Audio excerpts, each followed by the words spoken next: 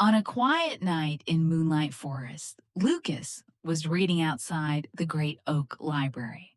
Suddenly, a shooting star streaked across the sky. Lucas pointed at it, and unexpectedly, a glowing blue fruit flew in from behind it. The fruit fell in front of Lucas.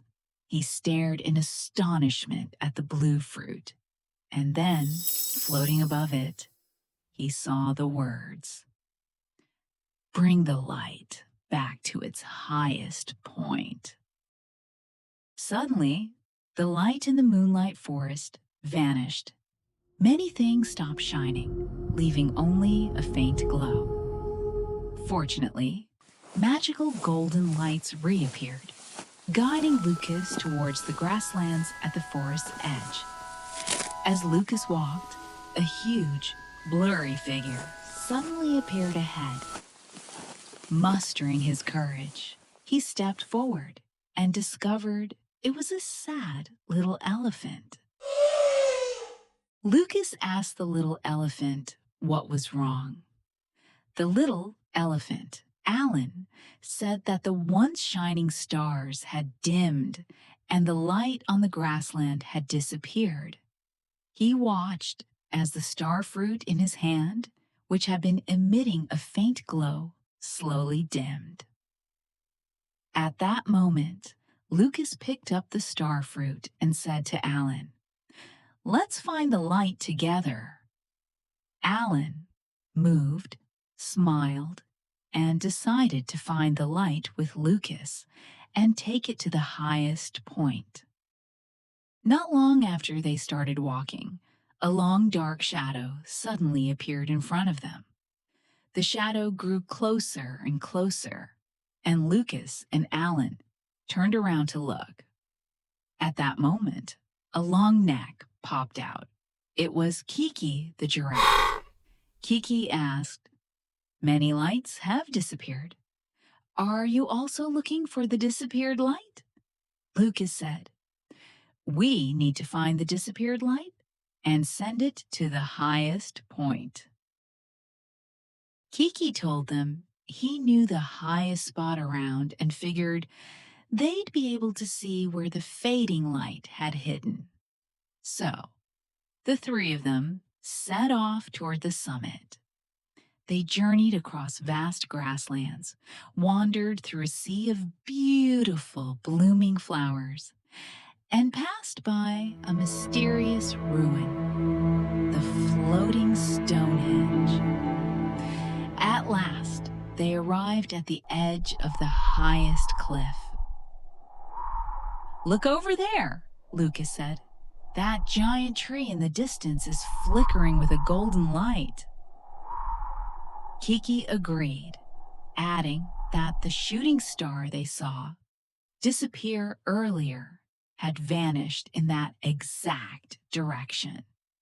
Without wasting a moment, the three of them rushed toward the great tree to investigate. As they approached the massive tree, Lucas noticed that its bark was radiating a golden light, covered in a cluster of strange symbols. Lucas reached out to touch the patterned bark, and to his surprise, the tree opened up a hollow. Inside, a little shooting star floated in the center of the tree, sound asleep and flickering softly. Suddenly, disturbed by the noise, the little star opened its eyes. Startled to see so many people crowding around, it dimmed its light in fear. Lucas and Alan asked what had happened and why it had fallen here. The little star said timidly, "Up in the sky, every star is beautiful and glows so brightly.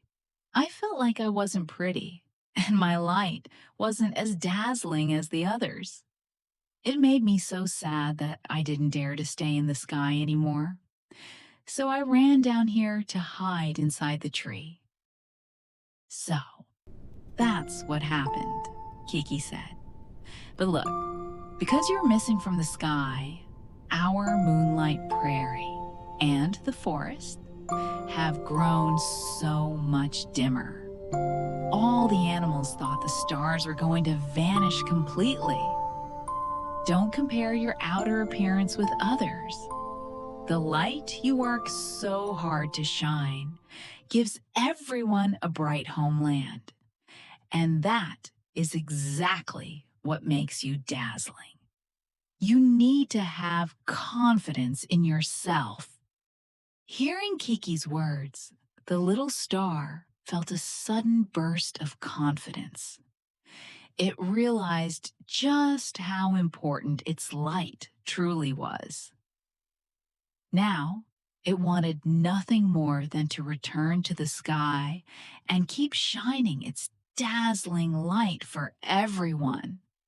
But the little star mentioned another problem. It was currently too low to fly straight back into the sky. Lucas used his hands to lift it up as high as he could, but it still wasn't enough. Seeing this, Alan came to help, using his long trunk to hoist Lucas up. The little star chirped that it was just a tiny bit away from taking off. Finally, Kiki had Lucas sit on his head, while Alan supported Kiki's neck with his trunk. At that moment, a beam of golden light shot down from the heavens, enveloping them. Working together as one, the three of them finally helped the little star soar successfully back into the sky.